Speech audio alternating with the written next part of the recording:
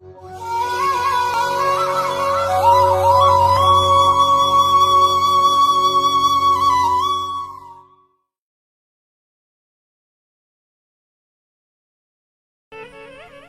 जाए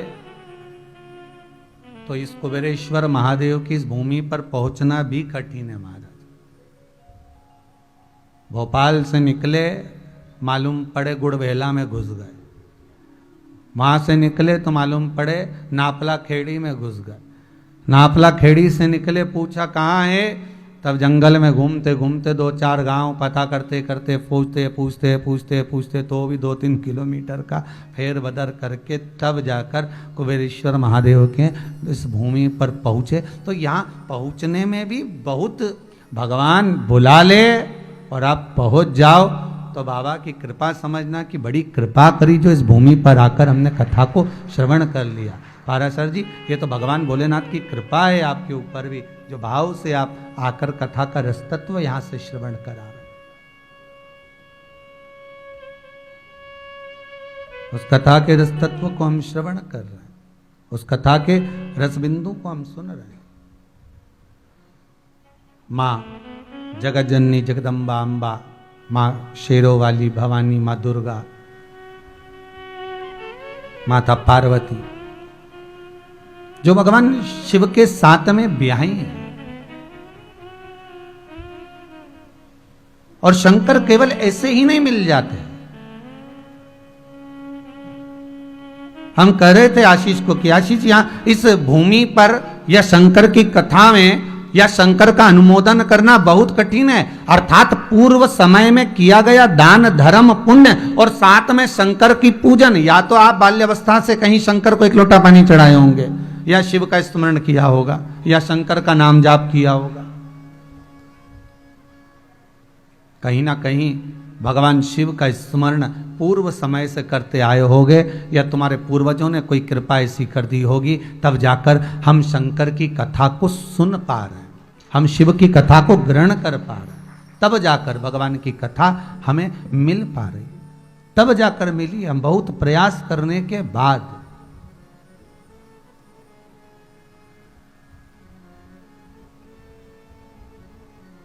सरलता से नहीं मिल सकती, बहुत कठिन है। महाराज पार्वती मैया शिव को बनाना अपना खूब तप साधना स्मरण भजन कीर्तन नाम जाप खूब किया, तब भगवान भूत भावन मिले।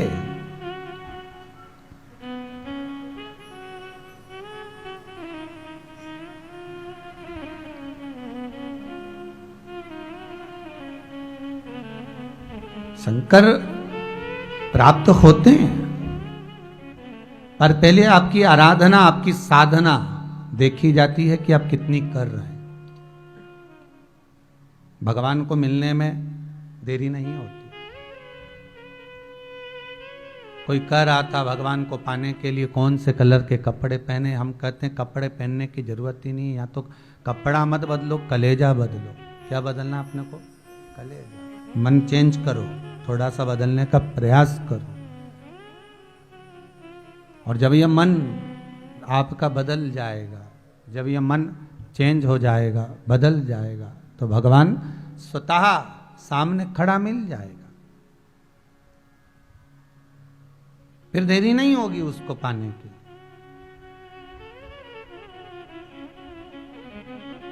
कई बार हमारा क्रोध, कई बार हमारा चिड़चिड़पन, कई बार हमारी अलग सोच वृत्ति हमको भगवान के दरवाजे तक नहीं जाने देती।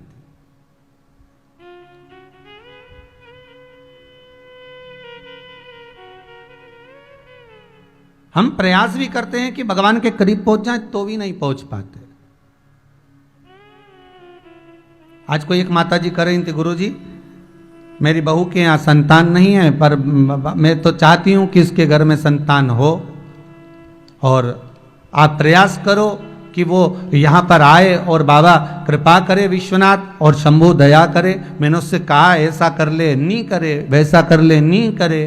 तो हमने कहा फिर आप काय को टेंशन लेती हो, आप तो भगवान का भजन करो, आपको क्या चिंता।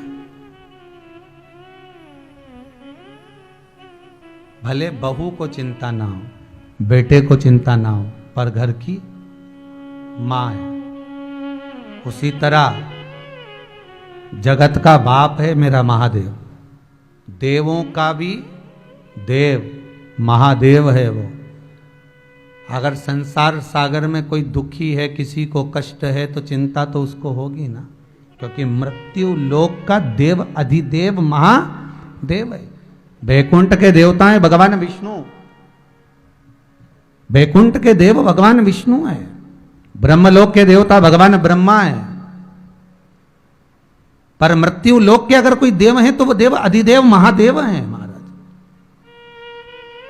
और अगर मृत्यु लोक का देव महादेव है, शंकर भगवान इस मृत्यु लोक के देवता हैं, तो उनको ये भान है महाराज, उनको ये स्मरण है महाराज, उनकी ये चित्तवृत्ति है कि मेरे द्वारा मेरे पृथ्वी पर रहने वाला दुखी नहीं रहना चाहिए, पर हम उसकी शरण जाएं तो।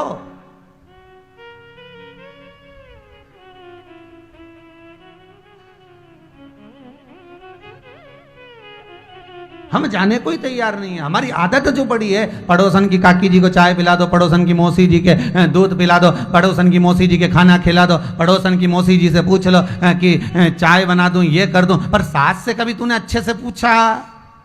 और सास अगर चाय बनाने का भी बोल दे तो ऐसी तन्न फन करे कि पूरा लाइटर फटफट करे, तो लाइटर की आवाज से समझ जाए सास कि भिनक गई।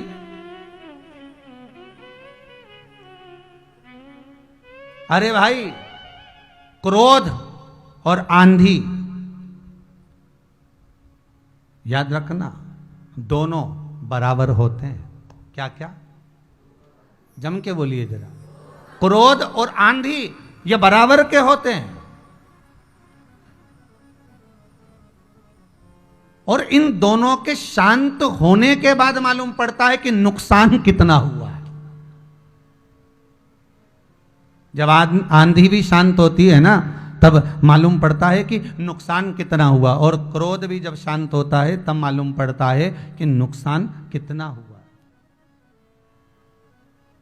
क्रोध और आंधी ये दो हैं, और दोनों बराबर के हैं, दोनों प्रबल हैं। परंतु जब ये शांत होंगे तब मालूम पड़ेगा कि आखिर नुकसान कितना हुआ, गया क्या।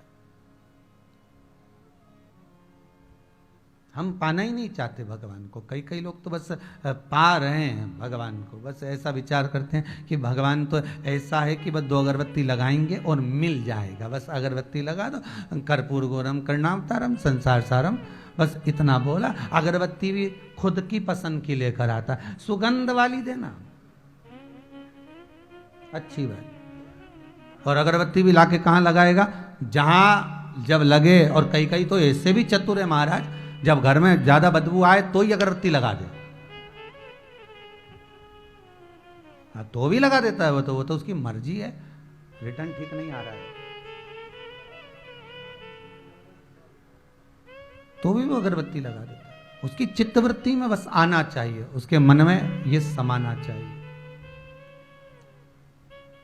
महाराज कितना विश्वास रखकर जब पार्वती मैया ने शंकर का अनुमोदन करा, विश्वास रखकर जब माता पार्वती शिव का स्मरण करती हैं, तब जाकर भगवान शंकर पार्वती को प्राप्त होते हैं। कोई ऐसे ही पार्वती को नहीं मिल गए महाराज।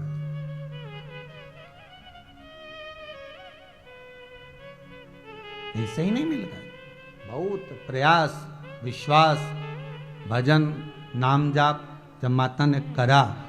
शास्त्र कहता है एक बेल पत्र की मात्र एक पत्ती को खाकर माता पार्वती ने शंकर की आराधना करी है, मात्र एक पत्ती को पाकर। फिर बेलपत्री की पत्ती को भी छोड़कर माता पार्वती जी ने उस बेलपत्री के नीचे की जो डंडी है उसका सेवन कर कर शंकर की आराधना करी है महाराज, उसका सेवन कर।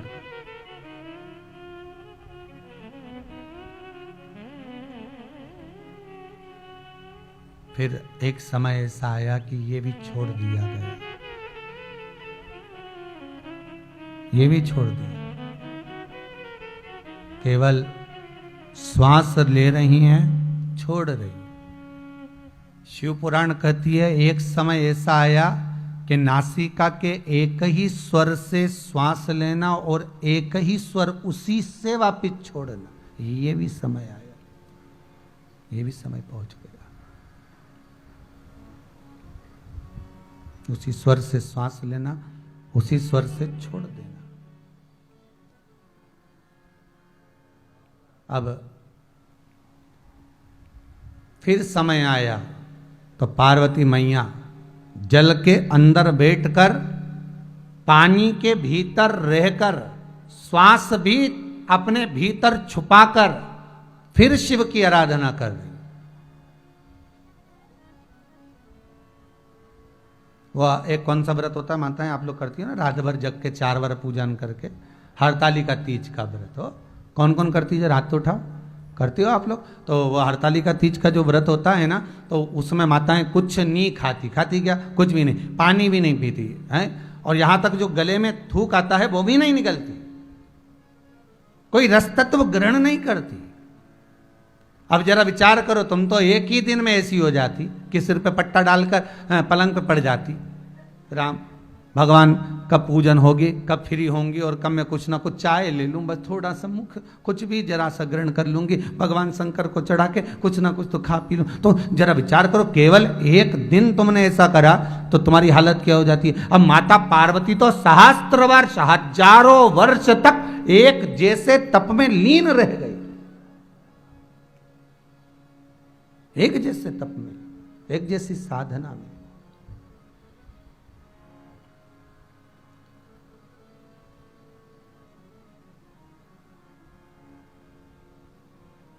विचार करिए जरा, तब जाकर शंकर भगवान मिले। तो आप लोग अगर शंकर की कथा को सुन रहे हो, पाराशर जी आप अगर कथा करवा रहे हो, तो ये समझ लेना आपकी भी तप साधना कोई कम नहीं होगी। और आप जितने लोग टीवी चैनल के माध्यम से, फेसबुक यूट्यूब के माध्यम से, या इस पंडाल में बैठकर कथा का रसतत्व ग्रहण कर रहे हो, तो ये ना सोचिएगा ये आपके जीवन का ना जाने कितना कितना तप साधना होगी, तब जाकर आप इस पावन कथा के रसतत्व को ग्रहण कर पा रहे।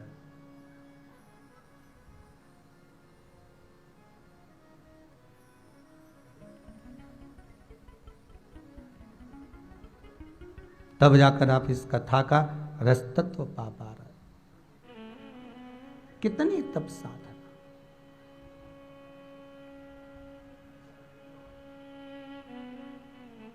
शंकर की कथा, शिव महापुराण या शंकर का स्मरण भजन अनुमोदन यूं ही नहीं मिल जाता।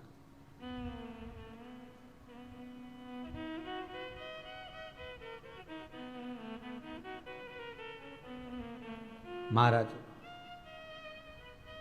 पार्वती मैया शिव को मिली, हिमालय राज ने विदा किया, शंकर भगवान और पार्वती जी का मंगल विवाह हुआ। विदा होकर जब माता पार्वती भगवान भूत भावन भूतेश्वर शिव के साथ नंदी चढ़कर कैलाश के ऊपर पहुंची,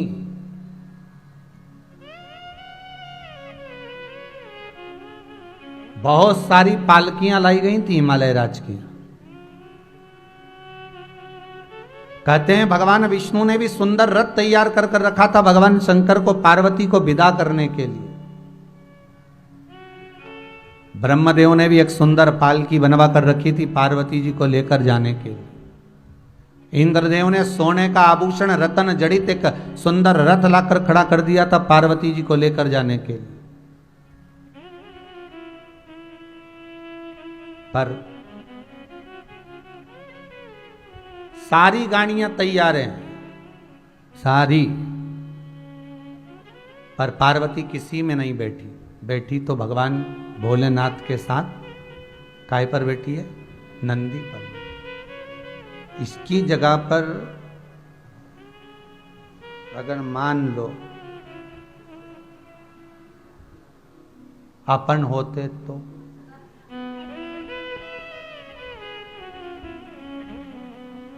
और ऐसा नहीं है कि ऐसा मौका नहीं आया, ऐसा मौका एक आध दो बार आपके साथ भी आया। गई अपनी बहन के साथ में कहीं, गए अपने भाई के साथ कहीं, परिवार वालों के साथ में कहीं ना कहीं गए। गई थी पति के साथ गाड़ी में, और जाने के बाद में वहां दर्शन वर्शन करने के बाद, घूमने के बाद बहन ने कहा हमारी गाड़ी में अच्छी जगह है तो तू एक काम करना हमारे साथ बैठ जा। और पति को छोड़कर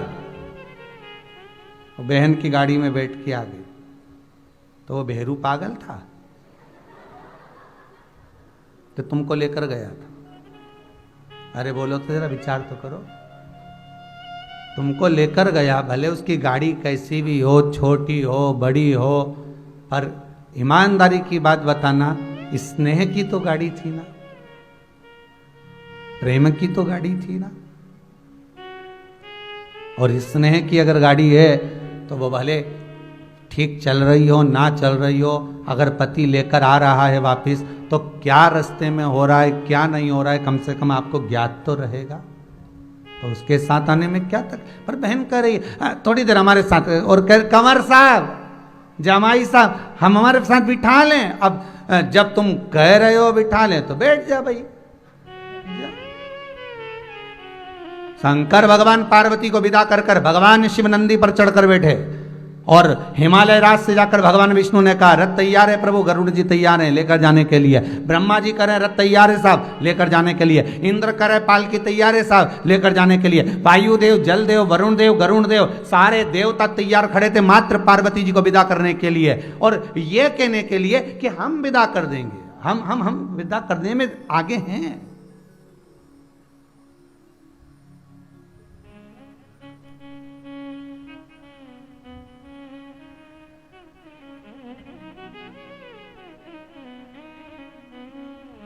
पर हिमालय राज ने कहा पार्वती एक रथ मैंने भी बनवाया, चल उसमें बैठ जा। पार्वती बोली नहीं बैठो। क्यों? पार्वती जी कहती है ये जो बूढ़ा नंदी है ना बस इसी पे बैठ के जाऊंगी। तो कहा ये बूढ़े नंदी पर बैठने की जगह दिख रही तेरे को? वो तो भोलेनाथ शंकर भगवान ना जाने कैसे बैठ जाते हैं। धर्म की सवारी करना भी कोई सरल बात है क्या महाराज? वो नंदी है क्या धर्म?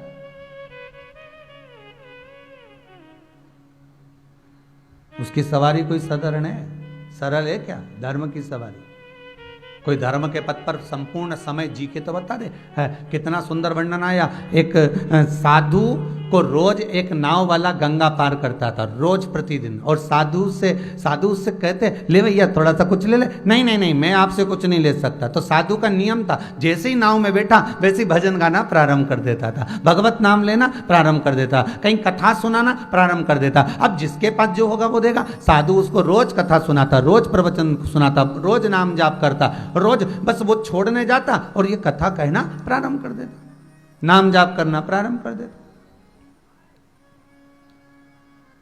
अब कथा सत्संग नाम जाप स्मरण करते करते करते करते रोज पार हो जाता। एक दिन साधु के मन में आया कि बेचारा रोज रोज पार करता है। साधु ने उससे कहा भैया चलो आज तुम मेरी कुटिया में चलो, चलो हमारे साथ में जरा। ठीक है चलो।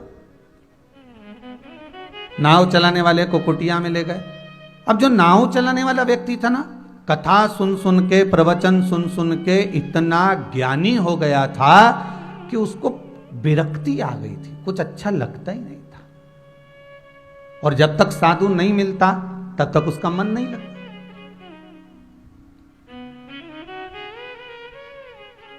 आज दिल्ली से, नाम तो ध्यान में नहीं है जैन साहब का, पर वो कथा सुनने के लिए आए हैं और कथा लेने के लिए आए 2022 की शायद।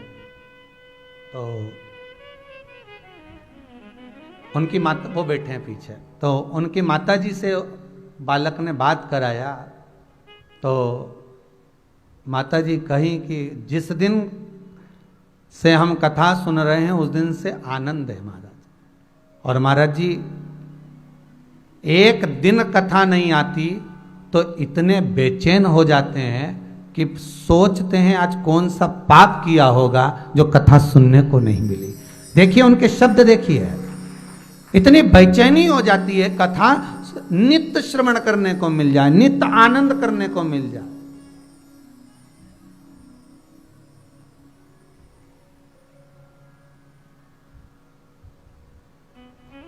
ये जो हॉस्पिटल में सर्विस कर रहे हैं, ये लिख रहे हैं इनके पन्ने पर पीछे कि 3 महीने से कथा पूरी सुनता हूं, मुझे दिन में समय नहीं मिलता, इसलिए रात्रि को 8:30 बजे से लेकर 11:30 बजे तक कथा सुनता हूं। रात्रि को 8:30 बजे से लेकर 11:30 बजे तक मैं कथा को मोबाइल पर श्रवण कर लेता हूं। साधु कथा कह रहा है, नाव वाले को रुचि लग गई, और इतनी रुचि लग गई उस नाव चलाने वाले को कि उसको लगने लगा कि अब परमात्मा के सिवा कुछ भी नहीं, लहरों में भगवान का दर्शन करता है और वृक्ष डाली पत्तों में भगवान का दर्शन करता है। उसकी चित्तवृत्ति बिना परमात्मा के रमती नहीं।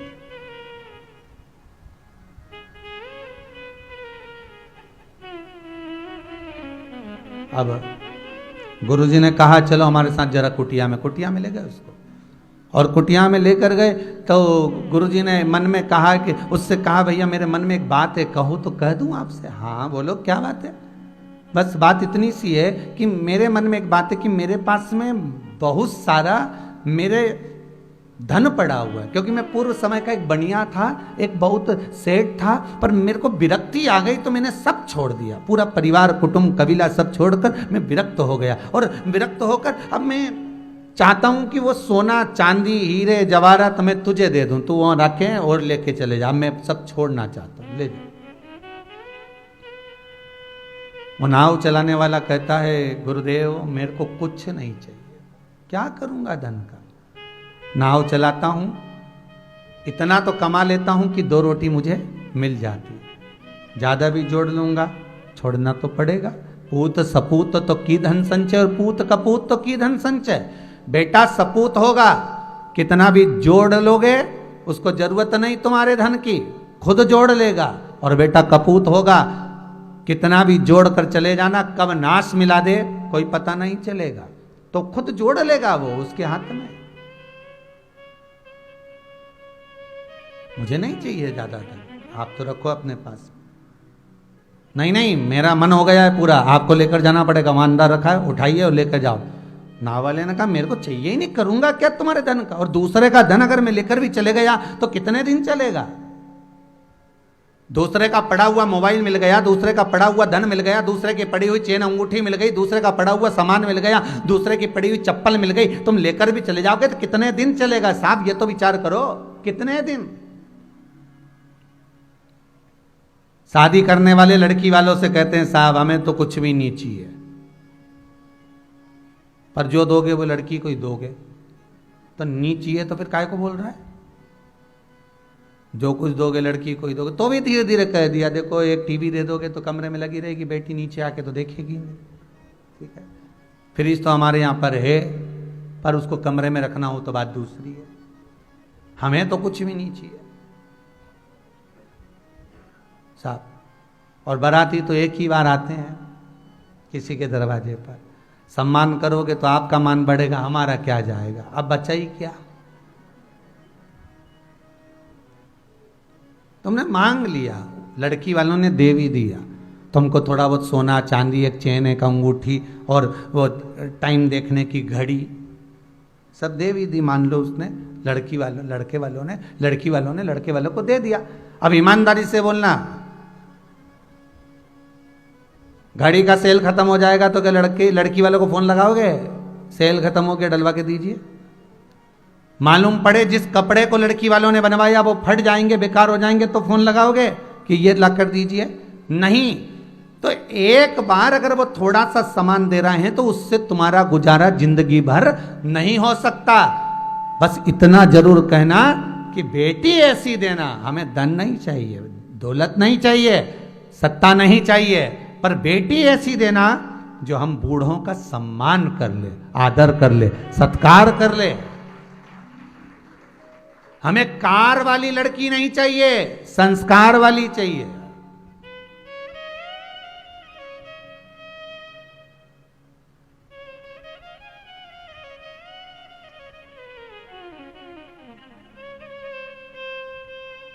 हमें ये नहीं चाहिए कि आप कार दोगे तो सुख मिलेगा साहब, नहीं।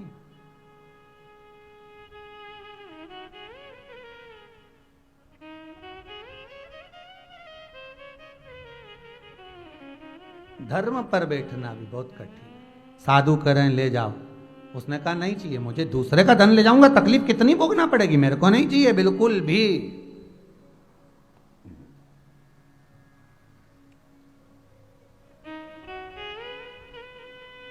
मेरे को होना ही नहीं।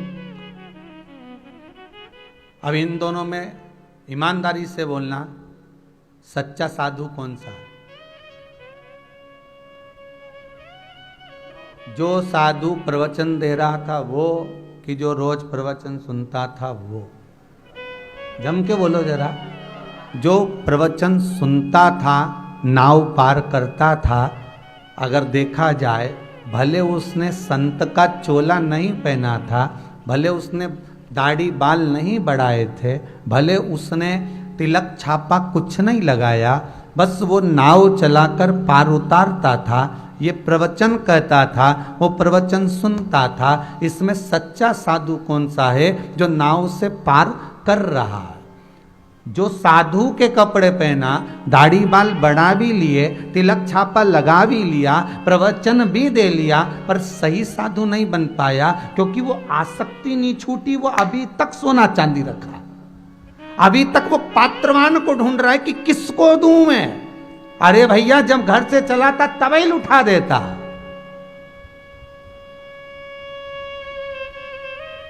पर आसक्ति थी, इसलिए वो सोना चांदी आज तक रखा है। और जिसने कोई कपड़े नहीं पहने साधु के, किसने, उसने दाढ़ी बाल नहीं बढ़ाए, उसने तिलक छापा नहीं लगाया, उसने कुछ भी ऐसा रूप ही नहीं धर कर रखा, बस उसने कथा को अपनी जिंदगी में ऐसा उतार लिया कि साधु से भी बड़ा साधु वो बन गया, साधु से भी बड़ा साधु वो बन गया।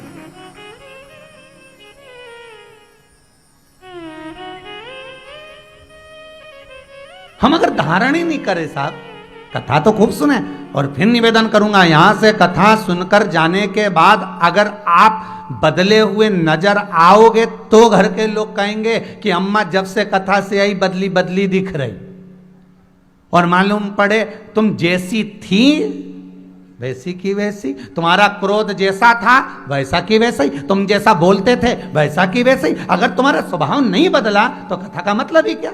कथा का सार तत्व यही है कि थोड़ा सा तो बदलो रे, और नहीं बदलो तो सिद्धरो रे। दो काम तो करो, या तो बदलो नहीं तो सिद्धरो। कितने समय से लोग कर रहे हैं, चिल्ला चिल्ला के कहते हैं हम बदलेंगे, जम के बोलो युग बदलेगा। कहते गायत्री परिवार, हम बदलेंगे युग बदलेगा, हम सुधरेंगे। कब सुधरोगे? नहीं, दिन और तारीख भी तो निश्चित करो। ऐसा कहते कहते तो जिंदगी निकल गई रे। पूरा जीवन हमने इसी में खपा दिया, बदलेंगे बदलेंगे धर्म की।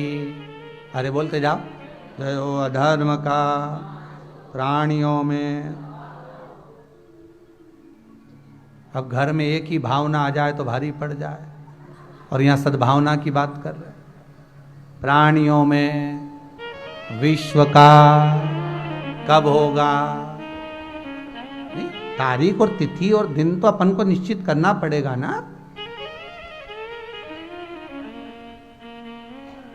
सुना बस केवल यहां से महाराज जी खूब कथा चले साहब। जब रिमोट से टीवी चालू करो, सारा चैनल और इतना धार्मिक चैनल इकट्ठा हो गया, सब पे कथा सुनते रहो। इतना सारा महाराज आया, ये महाराज को सुनो, वो महाराज को सुनो। तो कई कई माताएं तो यहाँ भी आके कह देती हमने तो इतनी कथा सुनी महाराज, इतनी कथा सुनी जी का वर्णन नहीं। हमने अंदर कह दिया आज थोड़ा आधे घंटे भोजन लेट करना, डोकरी को मत देना।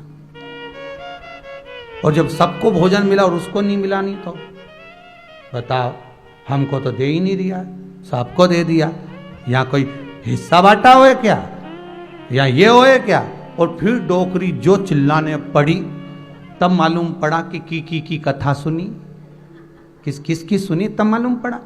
थोड़ा सा धैर्य रखो, थोड़ा इंतजार करो, थोड़ा हृदय में धीरज रखो, थोड़ी श्रद्धा रखो, थोड़ी सबरी रखो। जैसे सबरी ने सबरी रखी थी, उसका नाम सबरी थोड़ी ना था, श्रवणा नाम था। क्या नाम था? श्रवणा। जो राम जी को सबरी मिली थी उसका नाम था श्रवणा। केवल मातंग बाबा ने कहा था कि तू यहां बैठी रहना, इंतजार करना, तो उसने सबर रखी, इसलिए उसका नाम सबरी हो गया, मात्र सबर रखने पर। और तुम्हें सबर रे, अभी अभी तुम कथा के बाद देखना जब बेलपत्री बटे,